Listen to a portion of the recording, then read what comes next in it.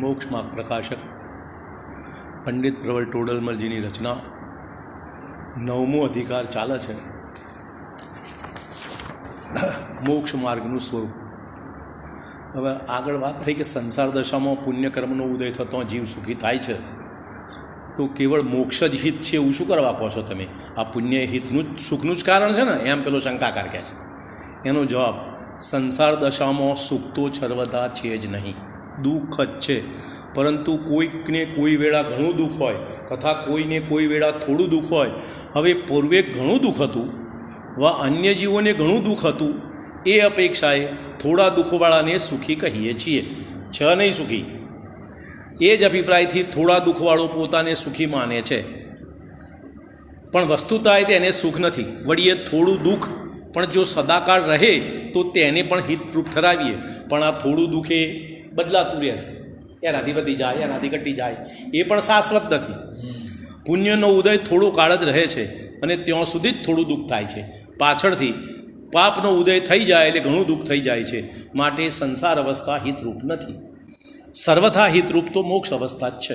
સંસાર અવસ્થામાં તો કોઈ જીવને કોઈને શાશ્વત પુણ્યનો ઉદય કોઈને હોય નહીં. જેમ કોઈને વિષમ જ્વર છે તેને કોઈ વેળા ઘણી અસાતા થાય તથા કોઈ વેળા થોડી અસાતા થાય. વિષમ જ્વર એટલે તાવ. તાવની અંદર કોઈક વખત તાવ વધારે આવે, કોઈક વખત તાવ ઓછો થાય. ઓછો તાવ થયો હોય ત્યારે એને સુખી કહીએ, તે સુખી છે, ઓછો તાવ સુખ છે એમ. થોડી અસાતા હોય ત્યારે તે પોતાને ઠીક માને અને લોકો પણ કહે છે કે ઠીક છે, પરંતુ પરમાર્થથી જ્યાં સુધી જ્વરનો એટલે તાવનો સદભાવ છે ત્યાં સુધી તેને ઠીક નથી. તેમ સંસારી જીવને મોહનો ઉદય છે. તેથી કોઈ વેળા ઘણી આકુરતા થાય તથા કોઈ વેળા થોડી થાય છે. હવે પુણ્યનો ઉદય તો મોહ પ્રમાણે ફરક. સંયોગ તો ગમે તે રહે, એક જ સંયોગમાં તમે પોતાને દુઃખી માનો ને એ જ સંયોગમાં થોડા સમય પછી સુખી માનો, એ મોહના ઉદય અનુસાર ચાલે. તો મોહનો ઉદય હોય તો ઘણી આકુરતા થાય અને મંદ ઉદય હોય તો થોડી થાય. ત્યારે તે પોતાને સુખી માને છે. લોક પણ કહે છે કે સુખી છે, પરંતુ પરમાર્થથી જ્યાં સુધી મોહનો સદભાવ છે ત્યાં સુધી સુખી નથી. બરાબર? સાંભળો, સંસાર દશામાં પણ આકુરતા ઘટતો સુખ નામ પામે છે તથા આકુરતા વધતો દુઃખ નામ પામે છે. ક્યાંય બાહ્ય સામગ્રીની સુખ દુઃખ કહ્યું નથી. બરાબર?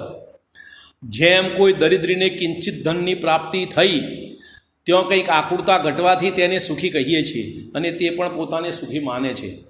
પણ તથા કોઈ ઘણા ધનવાનને કિંચિત ધનની હાનિ થઈ, ત્યાં કંઈ આકુરતા વધવાથી તેને દુઃખી કહીએ છીએ અને તે પણ પોતાને દુઃખી માને છે. હવે જે પેલો ધનવાન છે એની પાસે સંપત્તિ પેલા ગરીબ કરતાં વધારે છે, પણ એને થોડું નુકસાન થયું એટલે પોતાને દુઃખી માને છે. અને પેલા ગરીબને થોડી સંપત્તિની પ્રાપ્તિ થઈ પોતાને સુખી માને છે. તો સંયોગો પ્રમાણે તો સુખ દુઃખ નથી. સંયોગો પ્રમાણે સુખ દુઃખ હોય તો પેલો ધનવાન આકુરતાનો અનુભવ ના કરવો જોઈએ, સુખનો અનુભવ કરવો જોઈએ. અને દુઃખી છે, ગરીબ છે, એને દુઃખનો અનુભવ થવો જોઈએ, પણ એમ તો નથી. માટે મોહજનિત સુખ દુઃખની વ્યવસ્થા છે, સંયોગજનિત નહીં. વળી એ આકુરતાનું ઘટવું વધવું પણ બાહ્ય સામગ્રી અનુસાર નથી. બાહ્ય સામગ્રી તમારી એની એ રહે અને આકુરતા ઓછી વધતી થયા કરે. પણ કશાય ભાવો ઘટવા વધવાના અનુસારે આકુરતાનું ઘટવું વધવું છે. તથા કોઈને ઘણું ધન છે પણ તૃષ્ણા છે તો તેની આકુરતા ઘણી છે અને ઘણું કમાવાની ઈચ્છા છે. ધન તો છે ઘણું અને ઘણું કમાવાની તીવ્રતા છે, તો આકુરતા ઘણી રહે છે. અને કોઈને ઓછું ધન છે અને તૃષ્ણા ઓછી છે તો એને આકુરતા ઓછી છે.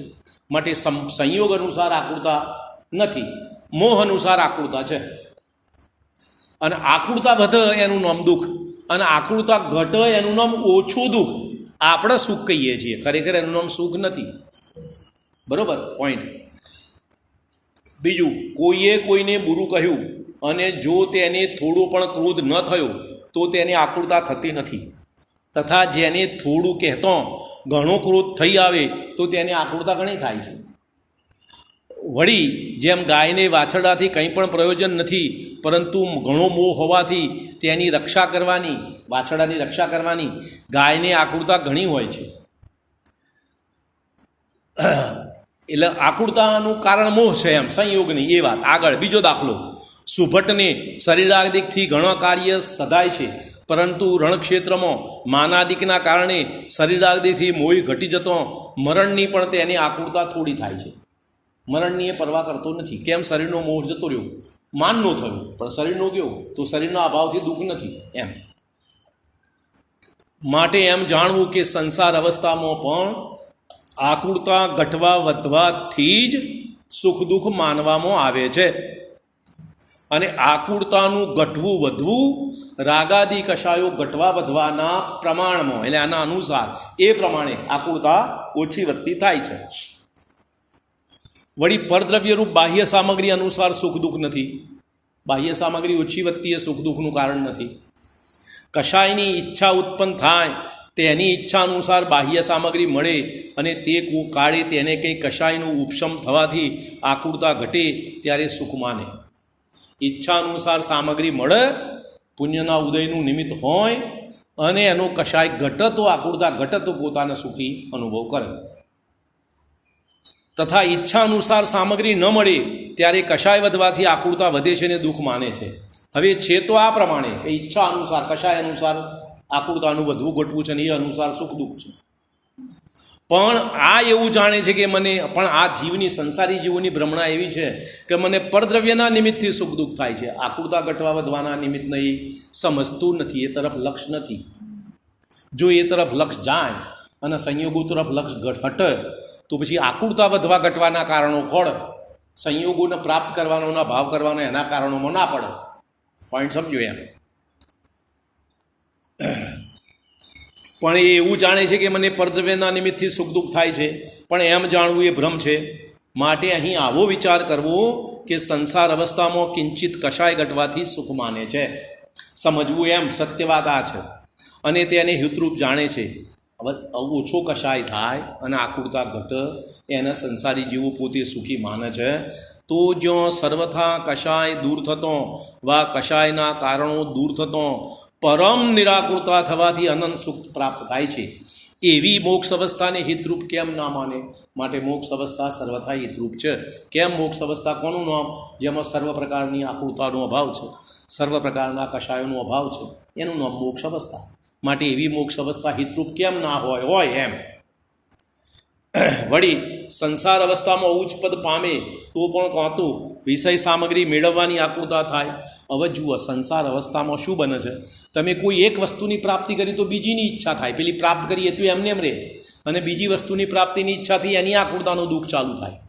પેલી મળી એનું તો કોઈ કારણ નથી કશું, બરાબર એમ. વળી સંસાર અવસ્થામાં ઉચ્ચ પદ પામે તો પણ કાં તો વિષય સામગ્રી મેળવવાની આકુરતા થાય, કાં તો વિષય સેવનની આકુરતા થાય. અગર કાં તો પોતાને ક્રોધાદિ કશાયથી કોઈ અન્ય ઈચ્છા ઉપજે તો તેને પૂર્ણ કરવાની આકુરતા થાય. પણ કોઈ વેળા તે સર્વથા નિરાકુર થઈ શકતો નથી. સંસાર અવસ્થામાં કોઈને કોઈ પ્રકારની કશાયો પ્રમાણેની ઈચ્છાઓનો નિરંતર પ્રવાહ ચાલુ છે, એટલે સર્વથા નિરાકુર બની શકે જ નહીં. અભિપ્રાયમાં તો અનેક પ્રકારની આકુરતા છે. વળી કોઈ આકુરતાને મટાડવાનો બાહ્ય ઉપાય કરે પણ પ્રથમ તો કાર્ય સિદ્ધ થાય નહીં. કારણ કે બાહ્ય ઉપાય કરે આકુરતાનું કારણ સમજતો નથી. આકુરતા દૂર કરવી છે ખરી, પણ આકુરતાનું કારણ તો મોહ છે, મોહ કર્મનો ઉદય છે, એને સમજતો નથી. વસ્તુ સ્વરૂપની અજ્ઞાનતા છે, એને જાણતો નથી, અને જે પ્રમાણે ઊંધું મૌન છે એ પ્રમાણે ઉપાય કરે તો સફળતા ક્યાંથી મળે એમ કહેવું છે. વળી કોઈ આકુરતા મટાડવાનો બાહ્ય ઉપાય કરે પણ પ્રથમ તો કાર્ય સિદ્ધ થાય નહીં. કદાચિત જો ભવિતવ્ય યોગથી તે કાર્ય સિદ્ધ થાય તો તે જ ક્ષણે અન્ય આકુરતા મટાડવાના ઉપાયમાં લાગે. બીજી ઈચ્છાઓ તો છે જ, કંઈ એક જ ઈચ્છા છે અને પછી ઈચ્છા બીજી નથી થવાની એમ તો નથી.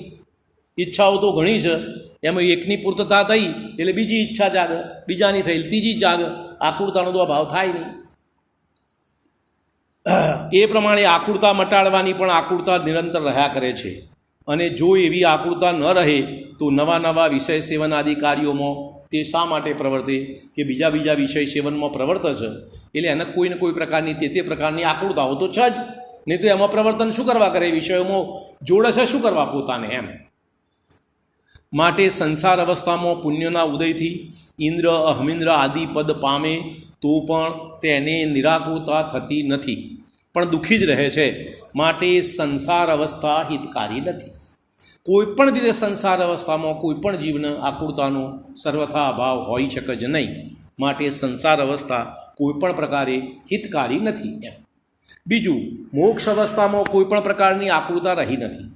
ત્યાં સર્વથા આકુરતાનો અભાવ છે, કશાયનો અભાવ છે, મોહનો અભાવ છે, ઈચ્છાઓનો અભાવ છે, એટલે આકુરતા નથી. માટે ત્યાં આકુરતા મટાડવાના ઉપાય કરવાનું પણ પ્રયોજન નથી. માટે ત્યાં આકુરતા મટાડવાની કોઈ મહેનત કરવાની રહેતી નથી. એમ અને સદાકાળ શાંત રસ વડે તે સુખી રહે છે.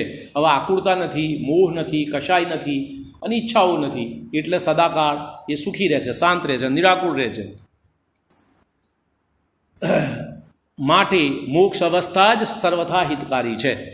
પણ પહેલાં પણ સંસાર અવસ્થાના દુઃખનું તથા મોક્ષ અવસ્થાના સુખનું વિશેષ વર્ણન કર્યું છે ત્રીજા અધિકાર.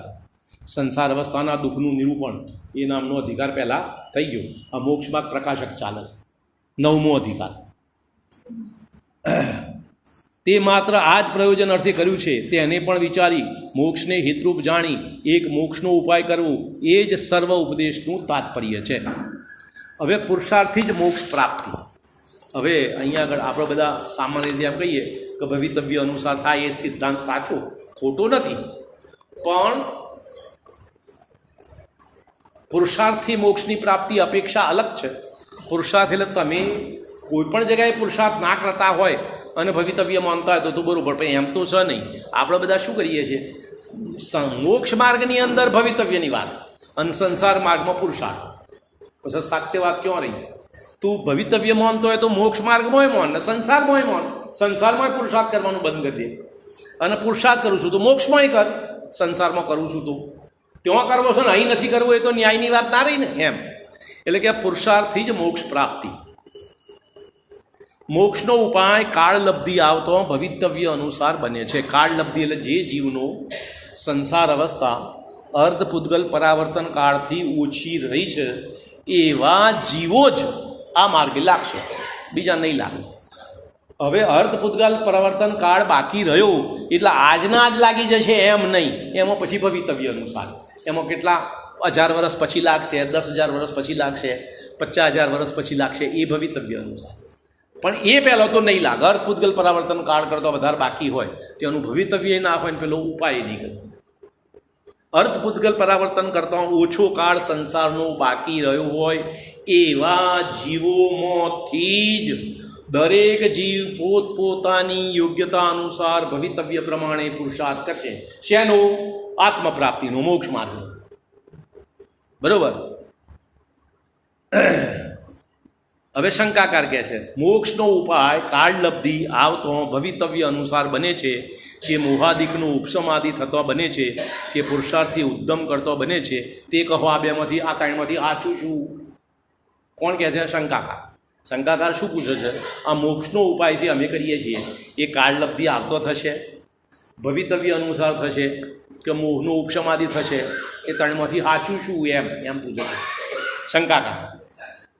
જો પહેલાં બેઉ કારણ તો બને છે એટલે પુરુષાર્થ કાળલબ્ધિ આવતો અને ભવિતવ્ય અનુસાર બને છે તો તમે અમને ઉપદેશ શા માટે આપો છો? અમારી કાળલબ્ધિ થાક જાગશે અને ભવિતવ્ય આવશે તાર થઈ જશે, તમારે અમને ઉપદેશ કરવાની ક્યાં જરૂર રહી?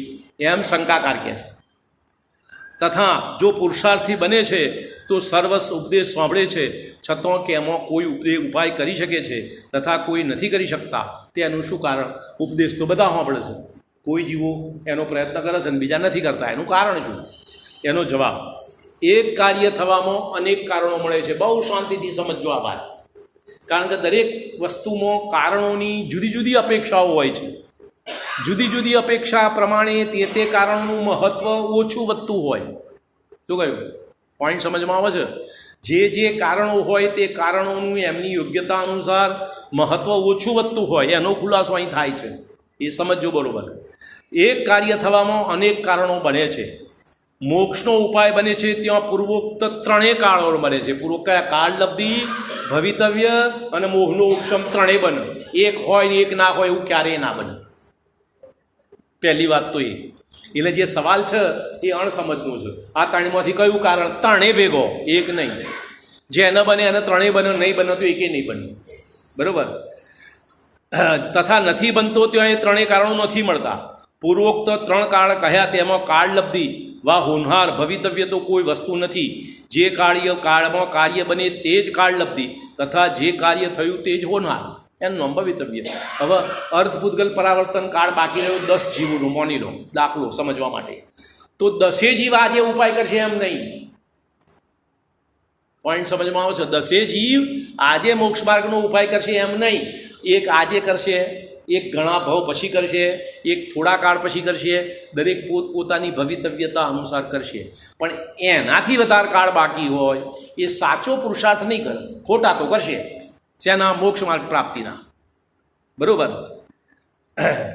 જે કાળમાં કાર્ય બને છે તે જ કાળલબ્ધિ તથા જે કાર્ય કહ્યું તે જ હોનાર અથવા ભવિતવ્ય છે.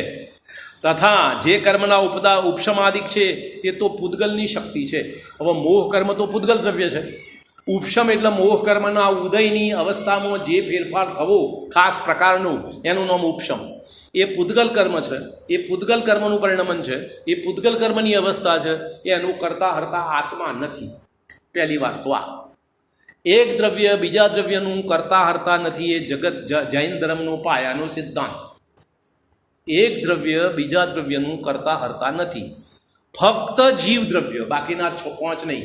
ફક્ત જીવ દ્રવ્ય જ્ઞાતા દ્રષ્ટા છે, કરતા હરતા તો જીવે નહીં. બાકીના દ્રવ્યો તો કરતા હરતાય નથી અને જ્ઞાતા દ્રષ્ટાય નથી, જીવ સિવાયના. પોઈન્ટ સમજમાં આવે છે? બરાબર. તો તેનો કરતા હરતા આત્મા નથી. તથા પુરુષાર્થથી ઉદ્યમ કરે છે તે આત્માનું કાર્ય છે. અને પૂતગલ કર્મમાં મોહ કર્મનો ઉપશમ કરવો કે ના કરવો એ આત્માના હાથમાં નથી. એના હાથમાં શું છે? પોતાના પરિણામ, પોતાનો અભિપ્રાય, પોતાનું જ્ઞાન, એ બધામાં જે કંઈ પરિણમન કરવું હોય એ પોતાની યોગ્યતા અનુસાર એમાં મહેનત કરી શકે, એમાં પુરુષાર્થ કરે. તો એમાં પ્રયત્ન કરવો એનું નામ પુરુષાર્થ. તું પૂતગલ મોહ કર્મના ફેરફાર કરવાની મહેનત કરો એનું નામ પુરુષાર્થ નહીં. એ તો મૂર્ખામી, ગોંઠ. પણ જુઓ તમને સમજાયો વ્યવહારનો દાખલો આપો. હું મારી દુકાન, મારો દુકાન ધંધો ચાલે છે પરચૂર્ણ વેપાર કરિયાણાનો, અને તમારી દુકાને કરિયાણાની ચાલે છે.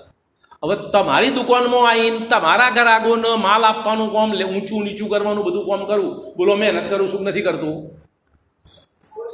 કરું છું ને, મહેનત તો કરું છું ને. હવે અને મારી દુકાનમાં કરું છું કામ, તો કોને મહેનત? પુરુષાર્થ કોને કહેવાય? તમારી દુકાનમાં કરું છે ગધા વૈતરું, પુરુષાર્થ કહેવાય એને? ખ્યાલ આવે છે કે નહીં? મારી દુકાનમાં કરું એનો પુરુષાર્થ. તો પરદ્રવ્યમાં ફેરફાર કરવાની મહેનત કરવું એ તો ગધા વૈતરું, એનું નામ શું? પુરુષાર્થ. પુરુષાર્થ તો તું તારા આત્મદ્રવ્યમાં કરવું, એમાં મહેનત કરવું, એનું નામ પુરુષાર્થ. તે પુરુષાર્થ કરવાની ના નથી, પણ તું કરવું છે પુરુષાર્થ. એ તો ગધા વૈતરું છે, એને પુરુષાર્થ છે રીતે કહેવું. પોઈન્ટ સમજમાં આવે છે? આત્મા પરનો કરતા હરતા નથી, એક વાત. બીજી વાત, તથા પુરુષાર્થથી ઉદ્યમ કરે છે તે આત્માનું કાર્ય છે, પોતામાં કરે. માટે આત્માને પુરુષાર્થથી ઉદ્યમ કરવાનો ઉપદેશ દે છે. એટલે ક્યાં કરવાનો પુરુષાર્થ? પોતામાં. પરમો તો કરી શકતો નથી, અને પરમો કરવું એનું નામ ગધા વૈતરું, એનું નામ પુરુષાર્થ છે નહીં.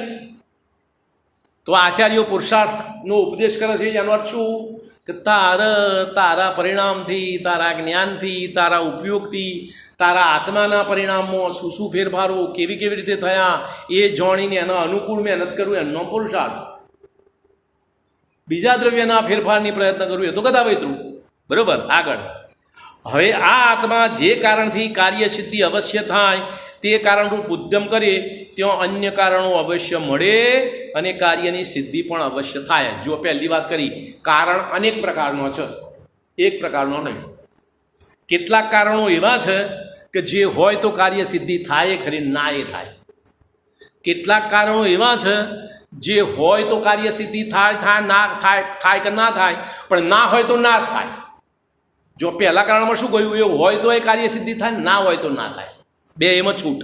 બીજામાં શું કહ્યું? કે હોય તો થાય, ના એ થાય, પણ ના હોય તો નાશ થાય, એક બીજું. અને ત્રીજું કારણ, એ હોય એટલે નિયમથી થાય જ, અને ના હોય તો નિયમથી ના થાય. આ 3 પ્રકારનો કારણ, એનો ખુલાસો આવશે, સાંભળો. બરાબર. જે અન્ય કારણો અવશ્ય મળે છે અને કાર્ય સિદ્ધિ પણ અવશ્ય થાય જ. તથા જે કારણથી કાર્ય સિદ્ધિ થાય અથવા ન પણ થાય તે કારણરૂપ ઉદ્યમ કરે અને ત્યાં અન્ય કારણ મળે તો કાર્યસિદ્ધિ થાય અને અન્ય કારણ ના મળે તો કાર્યસિદ્ધિ ના થાય. બરાબર. આગળ ત્રીજું, હવે જીનમતમાં જે મોક્ષનો ઉપાય કહ્યો છે તેનાથી તો મોક્ષ અવશ્ય થાય છે. માટે જે જીવ શ્રી જિનેશ્વરના ઉપદેશ અનુસાર પુરુષાર્થથી મોક્ષનો ઉપાય કરે છે તેને કાળલબ્ધિ વા ભવિતવ્ય પણ થઈ ચૂક્યા તથા કર્મના ઉપશમાદિ પણ થઈ ચૂક્યા. જો મોહ કર્મનો ઉપશમ ના થાય તો તમને ધર્મ સમજવાનો વિચાર ના આવે. પહેલી વાત શું કહ્યું? તમને ધર્મ સમજવાનો વિચાર ના આવે. જેની કાળલબ્ધિ થઈ એને નિયમથી મોહનો ઉપશમ થાય, એનું નામ કાળલબ્ધિ. તા કાળલબ્ધિ કોનું નામ? મોહ કર્મ એમ તીવ્ર રહે અને તમને કાળલબ્ધિ થઈ ગઈ, એવું નામ કાળલબ્ધિ. કાળલબ્ધિ થાય એટલે ક્ષૌપશમ લબ્ધિ પ્રાપ્ત થાય ને. કર્મ જ્ઞાનાવરણ કર્મનો એવો ઉગાડ થાય, મોહ કર્મનો એવો ઉપશમ થાય, એવા મંદ થાય કે તમને તત્વ વિચારમાં રુચિ જાગે. ધર્મની અરુચિ એ મોહ કર્મનો તીવ્ર ઉદય છે. તત્વની અરુચિ, શાસ્ત્ર સ્વાધ્યાયની અરુચિ, શાસ્ત્ર સાંભળવાની અરુચિ એ મોહનો તીવ્ર ઉદય છે. હવે જેને કાળલબ્ધિ જાગી, ભવિતવ્ય જેનું જાગ્યું, એને મોહનો ઉપશમ અવશ્ય હોય તેનું ફળ શું? તત્વ વિચારમાં, શાસ્ત્ર સ્વાધ્યાયમાં બુદ્ધિ લાગે, એમાં મહેનત કરે, એનો પુરુષાર્થ કરે, એ એનું ફળ. બરાબર. તો જે જીવ જિનેશ્વર ભગવાનના ઉપદેશ અનુસાર પુરુષાર્થથી મોક્ષનો ઉપાય કરે છે તેને કાળલબ્ધિ વા ભવિતવ્ય પણ થઈ ચૂક્યા તથા કર્મના ઉપશમાદિ થયા છે તો તે આવો ઉપાય કરે છે. મોહ કર્મ તીવ્ર હોય તો શાસ્ત્ર સાંભળવાની રુચિ ના થાય, મંદિરમાં આવવાનું મન ના થાય. બરાબર. માટે જે પુરુષાર્થ વડે મોક્ષનો ઉપાય કરે છે તેને સર્વ કારણો મળે છે અને અવશ્ય મોક્ષની પ્રાપ્તિ થાય છે એવો નિશ્ચય કરવો. તથા જે જીવ પુરુષાર્થ વડે મોક્ષનો ઉપાય કરતો નથી તેને તો કાળલબ્ધિ પણ નથી જાગી, ભવિતવ્ય પણ નથી આવ્યું અને મોહનો ઉપશમે નથી થયો. એટલે તો આ કરતો નથી, આમાં રુચિ નથી એટલે નથી કરતો. અને કોઈ રોકતું તો છે નહીં. તારા શાસ્ત્ર સ્વાધ્યાય કરવો હોય તને કોઈ ના પાડવાવાળું છે કે તું ના કરે એમ? પોઈન્ટ સમજમાં આવે છે ને? તમારે પિક્ચર જોવા જવું હોય અને ઘરવાળા ના પાડે તમે વાપરો છો કેમ? રુચિ તો છે.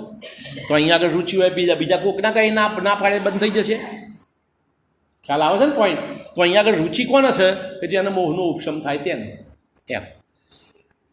અને કર્મના ઉપશમાદિ થયા નથી તેથી તે ઉપાય કરતો નથી.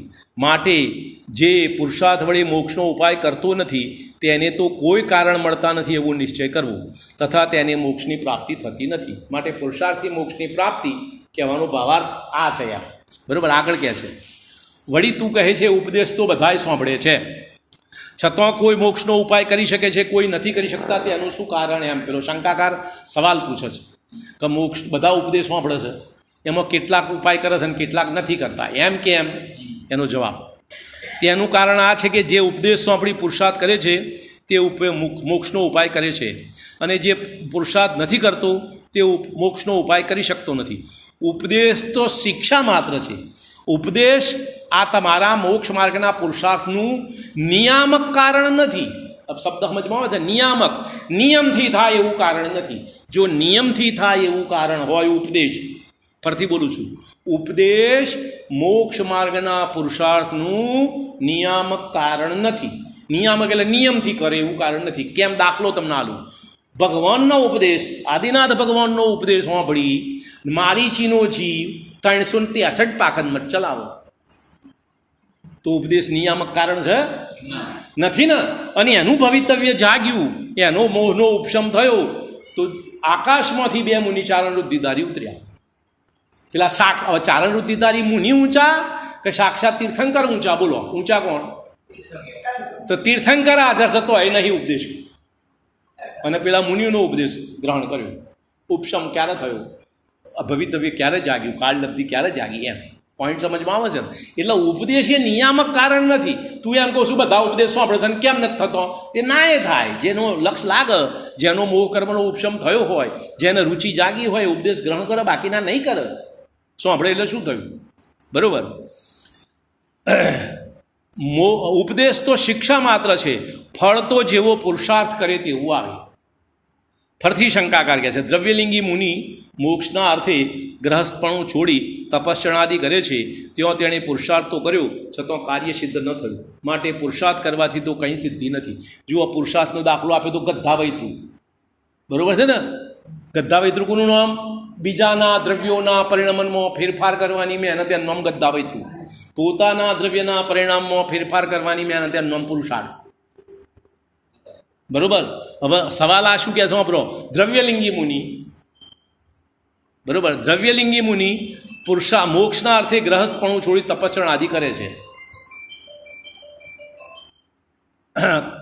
ત્યાં તેણે પુરુષાર્થ તો કર્યો છતાં કાર્ય સિદ્ધ ના થયું. પુરુષાર્થોને કોને ગણ્યો? પરદ્રવ્યમાં ફેરફાર કરવાના કાર્યના. આત્મદ્રવ્યમાં ફેરફાર કરવાના કાર્યનું તફાવત સમજતો નથી. શંકાકાર. એનો જવાબ સાંભળો. અન્યથા પુરુષાર્થ કરી બીજાની દુકાનમાં મહેનત કરું અને તારો નફો વધે કોઈ કાળે નહીં બને. શું કહ્યું? અન્યથા પુરુષાર્થ કરી ફળ ઈચ્છે પણ તે કેવી રીતે ફળ સિદ્ધિ થાય?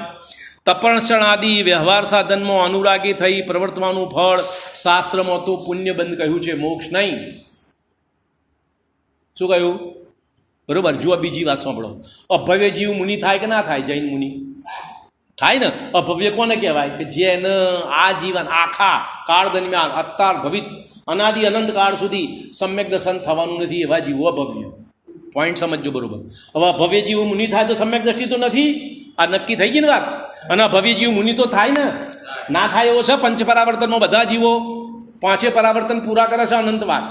એટલે સંસારના જે ફળ મુનિપદના યોગ્ય જે ફળ છે 9 ગ્રેવેક સુધીના, એ તો મુનિવ્રત ધારણ કર્યા વગર થાય નહીં. 6 ઢાલામાં આવે છે મુનિવ્રત ધાર અનંતવાર ગ્રેવક ઉપજાયો પે નિજ આત્મ જ્ઞાન વિના લે સુખ ન પાયો.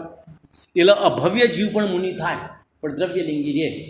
હવે એને દ્રવ્યલિંગીનો અર્થ શું? એને સમ્યક દર્શન નથી. બાકી બધી ક્રિયા શાસ્ત્ર અનુસાર કરે છે, કોઈ પણ ભૂલચૂલ વગર, કોઈ પણ પ્રકારનો દોષ લગાવ્યા વગર નિર્દોષ પાલન બાહ્ય વ્રતનું, મહાવ્રતનું. એના ફળમાં 9મા ગ્રેવેક જાય છે પણ મોક્ષની પ્રાપ્તિ નહીં. કેમ? ફળ કરે છે અન્ય બાહ્ય ઉપાયો, એનું લક્ષ્ય બાહ્યમાં છે, મહાવ્રતના બાહ્ય આચરણમાં. અંતરંગ પરિણામોનું જે મહાવ્રતનું સ્વરૂપ છે એમાં એનો ઉપયોગ લાગતો જ નથી, જતો જ નથી. એનું નામ દ્રવ્યલિંગી. બરોબર. ફરીથી બોલું.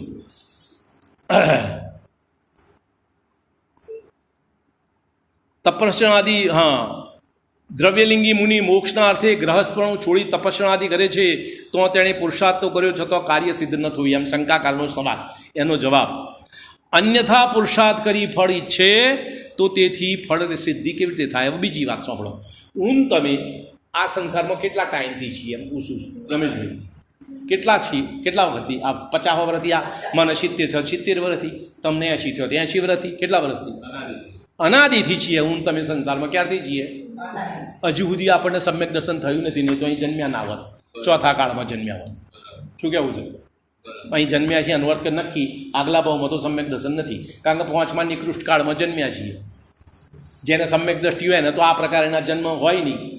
એ તો 41 પ્રકૃતિના બંધના ભાવની ચર્ચા કહે છે ને, કે સ્ત્રીલિંગ પ્રાપ્ત ના કરે, નપુંસક ના થાય, તિર્યંજ ગતિમાં ના જાય, નરક ગતિમાં ના જાય, નીચી ગતિમાં ના જાય, નીચ ગોત્રોમાં ના જાય, એ બધું આવે છે ને. એટલે છતો નહીં આપણને. આપણે અનાદિકાળથી છીએ તો પંચપરાવર્તન ફર્યા કે ના ફર્યા? પંચપરાવર્તનમાં મુનિવ્રત ધારણ કર્યો કે ના કર્યો? તો કલ્યાણ થયું? નથી થયું. તો મુનિવ્રત, જે મુનિવ્રત આપણે ધારણ કર્યો એ કલ્યાણનું કારણ નથી. અને બીજા મુનિ થઈને મોક્ષે ગયા તો ક્યાંક ફરક છે મારા તમારા મુનિવ્રતમાં અને એમના મુનિવ્રતમાં. બાહ્યમાં તો હરકું, અંતરમાં ફરક છે. શું છે ફરક? તો એ અંતરનો ફરક શું છે એ સમજવાનો છે. બાહ્યમાં તો એમ જ રહે છે. જુઓ, સમ્યક દ્રષ્ટિ ભાવલિંગી મુનિ થાય એનું પણ મહાવ્રતનું આચરણ દ્રવ્યલિંગી મુનિ જેવું જ હોય, એનાથી વિશેષ કશું ના હોય. ભાવલિંગીનું અંતરંગ પરિણામમાં ફરક છે, એ વાત સમજવાની જરૂર છે. બરોબર છે? ફરીથી કહું છું, અન્યથા પુરુષાર્થ કરી ફળ ઈચ્છે પણ તેથી ફળ સિદ્ધિ, કાર્ય સિદ્ધિ કેવી રીતે થાય? તપસ્યાદિ વ્યવહાર સાધનમાં અનુરાગી થઈ પ્રવર્તવાનું ફળ શાસ્ત્રમાં તો પુણ્યબંધ કહ્યું છે. તને પુણ્યબંધ તો થશે. જુઓ, બીજી વાત કરું, સમ્યક દર્શન ના હોય તોય જો જીવ આ ભાવમાં શાસ્ત્ર અનુસાર વ્રત, શ્રાવકનો વ્રત પણ અંગીકાર કરે તો નિયમથી દેવગતિ થાય, એમ શાસ્ત્રમાં કહ્યું છે. શું કહ્યું? વ્રત અંગીકાર કરે, વ્રત, હો, નિયમની વાત નથી કરતો. વ્રત અંગીકાર કરે તો નિયમથી દેવગતિ થાય, એમ શાસ્ત્રનું કથન છે. પણ મારું એમ પૂછું, પછી શું? દેવગતિ થયા પછી શું કે સમ્યક દર્શન નહીં હોય તો નીચ ગતિમાં જશે. દેવગતિ થયા પછી આપણે કવિત્વમાં, પૂંજામાં, સ્તુતિમાં બધા બોલીએ છીએ તો એ પેલો રાજા મર્યો ને કીડામાં ગયું અને દેવ એકેન્દ્રી ભયા, બરાબર છે ને? તો દેવ એકેન્દ્રીમાં કોણ જાય? મિથ્યા દ્રષ્ટિ. સમ્યક દ્રષ્ટિ તો દેવ એકેન્દ્રીમાં જાય નહીં, એ તો નિયમથી મનુષ્ય ભાવમાં જ જાય. હા, ઉત્તમ હુઆ ચાંડાલ હુઆ ભૂપ કીડો મેં ગયા. તો કહેવાનો ભાવ શું છે? દેવગતિમાં ગયા પછી શું? કદાચ તમે અહીં વ્રત ધારણ કર્યો, બાહ્ય વ્રત, અને નિયમ વાત સાચી, શાસ્ત્ર નિયમો હવે મારી ના નથી, તમને પુણ્યબંધ વિશેષ થાય, એના કારણે દેવગતિ થાય, પણ પછી શું? બરોબર. બીજો એક હિસાબ સમજજો. આ ત્રસ પર્યાયમાં આપણે બધા અત્યારે ત્રસ પર્યાયમાં કહેવાય, ત્રસ નાડી. આ જે ત્રિલોકની રચના છે એમાં વચ્ચે એક રાજુ લાંબી, એક રાજુ પહોળીને, એક 14 રાજુ ઊંચી જે ત્રસ નાડી છે, ત્રસ નાડીમાં મારે તમારે સંસારી જીવોને રહેવાનો કાળ વધારેમાં વધારે 2000 સાગર છે મેક્સિમમ. પછી અહીંથી છૂટો એટલે જો સમ્યક દર્શન ના હોય તો નિયમથી નિગોદમાં જાઓ. નિયમ અને નિગોદમાં કેટલો? અસંખ્યાત પૂતગલ પરાવર્તન કાળ નિગોદમાં જાય અને પાછા ફરતી ત્રસ નાડીમાં આવો. હવે આ 2000 સાગરની અંદર નિયમથી તમે કોઈ પણ ધર્મમાં જન્મ, કોઈ પણ પ્રકારની ક્રિયા કરો તો એ નિયમથી 2/3 કાળ દેવગતિમાં જશે અને 1/3 કાળ નરક ગતિમાં જશે. અને બાકીનો જે વધઘટનો હિસાબ રહ્યો એમાં મનુષ્ય ગતિ, તિર્યંજ ગતિ, એકેન્દ્રિય અને 2 ઇન્દ્રિય બધું આવશે. પેલો દેવગતિનો કાળ કેટલો? 2/3. કોના માટે? બધા જીવો માટે. આ જૈનો માટે જુદો કાયદો છે. સંસારી બધા જીવોની વાત છે ને, ત્રસ નાડીમાં રહેવાવાળા બધા જીવોનો હિસાબ છે ને. તો એમાં તો હિન્દુ, મુસલમાન, તિર્યંચ, માંસાહારી, તિર્યંચો બધું આવી ગયું. એ બધોને, માંસાહારી તિર્યંચો છે બધોને 2/3 દેવગતિમાં. જૈનો છે એમને 2/3, 1 વર્ષ વધારે નહીં. મિથ્યા દ્રષ્ટિનું સમજમાં આવે છે? તો તમારું શું કિંમત છે પુણ્યની? હિસાબ કરી નાખો, શું કિંમત છે? ગમે તેટલું પુણ્ય કરો, 2000 સાગર પૂરો થયેલ જવાનું નિગોદમાં, નિત્ય નિગોદ, અરે ઇતર નિગોદમાં નિયમથી, કોઈના માટે છટકબારી નહીં. તો અંતરંગ જે ભેદ છે એ સમજવાનો પ્રયત્ન કરવાનો છે. બાહ્ય ઉપર લક્ષ્ય રાખી કાર્ય બનશે નહીં, એમ કહે છે. હવે પેલું કહે છે કે ભાઈ આ ભ્રમ થાય છે, પેલું શંકાકાર કે આ અમને ભ્રમણા થઈ, બાહ્યમાં અમારો ઉપયોગ લાગ્યો, એ પણ અમારા કર્મ ઉદય અનુસાર છે ને, અમે શું કરીએ એમાં, એમ. કોણ કહે છે? પેલું શંકાકાર. એ ભ્રમનું કારણ પણ કોઈ કર્મ જ છે ને, પુરુષાર્થથી શું થાય? કર્મ ઉદય વિપરીત હોય તો, એમ આ શંકાકાર કે એનો જવાબ સાચા ઉપદેશથી નિર્ણય કરતો ભ્રમ દૂર થાય. હવે મારી વાત સાંભળો. સમ્યક્ત્વની પ્રાપ્તિ કોણ કરે છે? બોલો, સમ્યક્ત્વની પ્રાપ્તિ કોણ કરે? એમ પૂછું છું. કયા જીવો? મિથ્યા દ્રષ્ટિ જીવો. કોણ પ્રાપ્ત કરે? તો મિથ્યાત્વ અવસ્થામાં, મિથ્યાત્વના ઉદયના સદભાવમાં જીવ પુરુષાર્થપૂર્વક મિથ્યાત્વના અભાવનું મહેનત કરે. સમજમાં આવે છે? તો કે તમે સાચો ઉપદેશ સાંભળો, ચિંતન મનન કરો, તમે રુચિ અહીં કેળવો, થોડું બળ લગાડો, થોડું જોર લગાડો, તો ક્રમે ક્રમે તમારા મોહ કર્મનો, મિથ્યાત્વ મોહ કર્મનો ઉપશમ થતો જાય ક્રમે ક્રમે. અને 5 લબ્ધિના સ્વરૂપમાં આપણે એ બધી ચર્ચા આવી ગઈ. હમણાં જ પૂરું થયું 5 લબ્ધિ, બરાબર? ક્ષયોપશમ, નાના ક્ષયોપશમ દેશના, અરે પહેલાં તો ઉભા રહો. ક્ષયોપશમ દેશના વિશુદ્ધિ પ્રાયોગ્ય ના, ક્ષયોપશમ વિશુદ્ધિ દેશના પ્રાયોગ્યના કારણ, એ 5 લબ્ધિની વાત હમણાં પૂરી થઈ. તો પ્રાયોગ્ય લબ્ધિ સુધી તો હું તમે બધા કેટલી વખત જઈને પાછા પડ્યા. એટલે એટલું તો યોગ્યતા આપણે પ્રાપ્ત કરી હતી તો તમે ગયા હતા ને. 4 લબ્ધિની યોગ્યતા તો મેં તમે અસંખ્યાત વાર પ્રાપ્ત કરી છે, પણ કરણ લબ્ધિમાં ગયા નથી. તો અહીં કહેવું એ છે કે તું તારા મોહ કર્મનો ઉપશમ તે પહેલાં નથી કર્યો એમ છે, આજે પહેલો કરવાનો છે. શું છે પોઈન્ટ? પેલો શંકાકાર શું કહે છે? હમણાં જે ભ્રમણા થાય છે તો અમારા કર્મના ઉદય છે ને, અમે શું કરીએ એમ. આવું આપણામાં બધા દલીલો આપણે કરીએ છીએ. એનો જવાબ કે સાચા ઉપદેશથી નિર્ણય કરતો ભ્રમ દૂર થાય, એટલે મોહનો ઉપશમ થાય. અને તમે મેં અસંખ્યાત વાર કર્યા છે, નથી કર્યા? કર્યા છે ને. પરંતુ આ તેવો પુરુષાર્થ કરતો નથી, તેથી ભ્રમ રહે છે. સાચો પુરુષાર્થ લક્ષપૂર્વક, ધારા પ્રવાહપૂર્વક સતત કરતો નથી, એટલે એનો ભ્રમ ચાલુ રહે છે. બોલો ટીબી થઈ ગયું હોય તો ટીબી મટક ના મટે એમ પૂછું? મટી જાય ને, છીરતે મટે જાદુ બંદરથી તારે તો 2 દાડા દવા ખોલ મટી જાય ને. તાર કેટલા દાડા ખાવાની? 6 મહિના એનો નિયમ છે ડૉક્ટરનો. શું કહ્યું? 6 મહિના દવા ખાય તો ટીબી મટી જાય. જે 6 મહિના ખાવી પડે ને તો આ ભ્રમ દૂર કરવાનો નિયમ છે કે નથી કશું? આ મિથ્યાત્વ મોડું પાડવાનો નિયમ છે કે નહીં? કે રોજે રોજ નિયમિતપણે શાસ્ત્ર સ્વાધ્યાય વડે તત્વ વિચાર કરું, આત્મવિચિંતન કરું, એનો વિચાર વિમર્શ કરું, પ્રશ્નોત્તર કરું, ચર્ચા કરું તો ક્રમે ક્રમે મોહ મોડો પડે. કેટલો? તાકે 1 ભાવ 2 ભાવ 4 ભાવ જે લાગે એ કર. એનો નિયમ નથી કે 2 મહિનામાં થઈ જશે. કોઈને થાય તો 6 મહિનામાંય થાય, અને કોકને થાય તો 2-4 ભવે લાગે. અને પુરાણમાં આપણે બધા વાંચીએ છીએ, તીર્થંકરો કોઈને 10 ભવે, કોઈને 7 ભવે, કોઈને 8 ભવે મોક્ષની પ્રાપ્તિ થઈ, અને સમ્યક દર્શન પ્રાપ્ત કરતો કોઈને 2 ભવ થયા, કોઈને 1 ભવ થયો, કોઈને 3 ભવ થયા. તીર્થંકરને પુનઃ સમ્યક દર્શન પ્રાપ્ત કરો. આપણે તીર્થંકર તો છીએ એની 24ની સીટ રિઝર્વ છે, આપણે તો નથી જ. 22-24 તીર્થંકરનું લિસ્ટ નક્કી છે ને, એટલે આપણે તો નથી ને. તો આપણી તો એમની કરતા યોગ્યતા નીચી છે ને, તો આપણે તો 2-3 ભાવ કહેતા 4 થાય સમ્યક તો પ્રાપ્ત કરતો. સમજમાં આવે છે ને વાત? સારું, બીજી આપણે આ વાત કરીએ ને એટલી બધી લોબી રાખવું ને. જુઓ આ વિચાર દલીલ આપણી. સારું, બીજી વાત કરું. જુઓ મારી પરિસ્થિતિ બરાબર નથી, હું ધંધો રોજગાર કરું છું. તમે મને ભેગા થયા અને તમે સલાહ લેવી છે, ભાઈ હવે તમારી ઉંમર થઈ, હવે બંધ કરો ધંધો, છોકરો આમ ત્યાં કે જો ભાઈ મારું શરીર ચાલે તો થોડી ઘણી મહેનત કરું અને થોડું ઘણું ભેગું થાય તો છોકરો એમનું જીવન મારા જેટલી તકલીફ ના પડે, સારી રીતે વિતાવે, એ વધારે પૈસા મારા કરતો કમાશે. હવે એમ કોણ બોલે છે? આપણે વિચારીએ છીએ. શ્રદ્ધા બધોની મારા તમારી બધોની આ એક જ શું છે રમેશભાઈ? બરાબર. તો આ ધન મારા નહીં ભોગવવાનું, કમાઈ છોકરોને ભોગવવા માટે હું મહેનત કરું છું, અને આ તું મહેનત કરું તારે ભોગવવાની છે. એમાં તારો વિશ્વાસ નથી, એમાં ડાળો ઉકડો ગોંડો તું કોણ છું કે? હે પરત પેલી બુદ્ધિ બરોબર છે, એમાં તો બધા એક મત, આખો સમાજ ભેગો રહો તો એક વોટ વિરુદ્ધમાં ના જાય. ખ્યાલ આવે છે વાતમાં? તો આચાર્ય કહે છે કે ભાઈ પુરુષાર્થ કરું તો ભ્રમણા તારી હંમેશા મટ, મોડી પડે, બાહ્ય શ્રદ્ધા થાય, વ્યવહાર શ્રદ્ધા થાય, પણ કાર્ય તો થાય. ના થાય એવું નથી. બરાબર. જો નિર્ણય કરવાનો પુરુષાર્થ કરે તો ભ્રમનું કારણ જે મોહ કર્મ તેના પણ ઉપશમાદિ થાય, ત્યારે ભ્રમ દૂર થઈ જાય. કારણ કે નિર્ણય કરતો પરિણામોની વિશુદ્ધતા થાય છે. બીજો એક નિયમ, આ બધા જૈન શાસ્ત્રોના સિદ્ધાંતોની વાત છે. શું નિયમ છે? કે જે વિષયમાં તમે જ્ઞાનનો વ્યાપાર કરો, વ્યાપાર એટલેનો વિચાર, ચિંતન, ભવન, એની ચર્ચા વિચારણા કરો, એનો જ્ઞાનનો વ્યાપાર કહેવાય.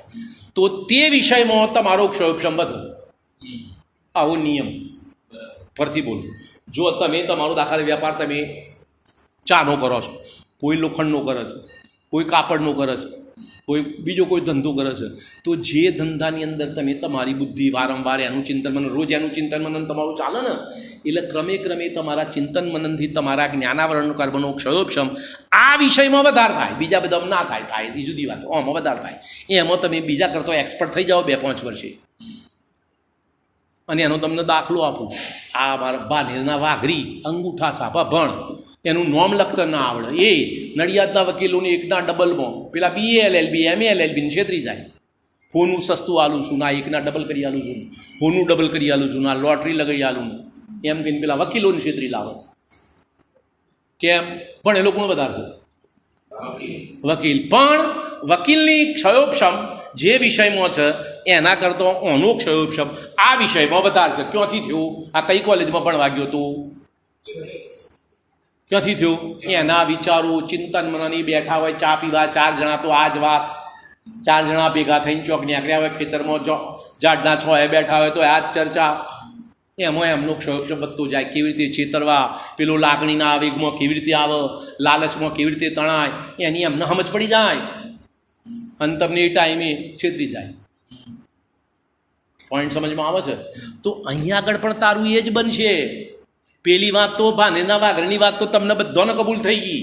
અહીંયા આગળ આચાર્ય કહેશે એ વાત કબૂલ નથી થતી કે અહીંયા આગળ નિર્ણય કરતો પરિણામોની વિશિષ્ટતા થાય છે. તમે નિર્ણય કરવામાં જે ઉપયોગ લગાવો, જે ચિંતન મનન કરો, એના કારણે તમારા જ્ઞાનનું ક્ષયોક્ષમ નિયમથી વધે, નિયમથી ઉગાડ વધે, વિશુદ્ધતા થાય છે. અને તેથી મોહના સ્થિતિ અને અનુભાગ, સ્થિતિ એટલે એનો કાળ રહેવાનો, અનુભાગ ફળ આપવાની શક્તિ ઘટે છે તમારા પરિણામોથી, તમારી વિશુદ્ધતાથી. એ તમારા મારા જ્ઞાનનો વિષય નથી, મને તમને જણાય નહીં, આ કેવળ જ્ઞાનીની વાત છે. બોલો મહાવીર ભગવાનની જે બોલો બધા જે કોઈ નાખે છે, અને વાત માનવાની નહીં, ત્યાં જે છે નહીં. આ મહાવીર ભગવાને કહેલી વાત છે. છેલ્લા તીર્થંકર મહાવીર ભગવાન ને એમના ગણધર ગૌતમ ગણધર, એમની વાણી અનુસાર ગૌતમ ગણધર એ શાસ્ત્ર બનાવ્યો, એમની પરંપરા અનુસાર આચાર્યોએ શાસ્ત્ર લિપિબદ્ધ કર્યો, એમના મનથી લખ્યો. આ શાસ્ત્ર રચના કેવી રીતે થઈ? પરંપરાથી અમને કંઠસ્થ હતો શાસ્ત્ર. તો ભૂતબલી મહાબલી આચાર્યના મનમાં એમ વિચાર જાગ્યો કે હવે જ્ઞાન ઘટતું જાય છે અને આ બહુ ઘટી જશે તો કોઈને યાદ નહીં રહે, માટે એમને આ શાસ્ત્ર લિપિબદ્ધ કરવાની શરૂઆત કરી. અને એ પછી કુંકુંદ આદિ આચાર્યો બધા શાસ્ત્ર લખવા મળ્યો. તે પેલા એમના ગુરુ પરંપરાના જ્ઞાનના આધારે લખ્યો છે. એ વાતની જે ખરી, પણ માનવાનું નહીં. તા શું જે પોઈન્ટ સમજમાં આવ્યો? હવે કે નિર્ણય કરવામાં ઉપયોગ લગાવતો નથી તેનું કારણ પણ કર્મ છે ને. હવે આ પાછો દલીલ કરે છે શંકાકાર, મારો ઉપયોગ આ નિર્ણય કરવામાં લાગતો નથી, એ મારા કર્મનો ઉદય છે ને, હું શું કરું? કર્મનો ઉદય મોરો પડશે તારો ઉપયોગ લગાડે, એમ શંકાકાર કહે છે. એનો જવાબ કાલે કહીશું, પણ થોડોક ખુલાસો સાંભળી લો. મારો તમારો જ્ઞાનનો ક્ષયોક્ષમ આ જૈન તત્વ અનુસાર તત્વ અભ્યાસમાં લાગે એટલો નિયમથી છે જ. આચાર્યો કહે છે, કેટલો કહે છે? પંચેન્દ્રિય સૈનીપણું, જાગ્રત અવસ્થા, નિરોગ અવસ્થા હોય તો નિયમથી તમારી બુદ્ધિનો ક્ષયોક્ષમ આટલો છે જ કે તમે જૈન તત્વનો નિર્ણય કરી શકો. બોલો છે કે નહીં તમારે? આપણે તો એના કરતો લટકામાં વધારાની યોગ્યતા પ્રાપ્ત થઈ, મનુષ્યભાવ જૈન કુળ વધારાની યોગ્યતા, એક્સ્ટ્રા ક્વોલિફિકેશન. તો એ આપણી ના, પછી તારા મોહનો ઉદય તીવ્ર છે કે મન બીજાનો મકાડવાનો. અત્યારે કાળ ખરાબ છે, તમારો ટાઈમ બરોબર નથી યાર, બીજો ટાઈમ રાખો તો હવાનો ટાઈમ હોય તો પાવ, હવાનો ટાઈમ કરું તો પછી કે આજ તો નવરો નહોતો, તાણ હવાનો ટાઈમ કરાયો, શું કરવા? પોઈન્ટ સમજમાં આવે છે? તો માટે મોહ કર્મનો ઉપશમ તમારા વિચારોથી થાય છે. બાહ્ય ક્રિયા અનુસારની રુચિપૂર્વકના વિચારો થાય તો દરેક જીવના મોહ કર્મના સ્થિતિ અનુભાગ ઘટે, એવું આચાર્યનું કથન છે. સમય થઈ ગયો છે, આગળની વાત કરો.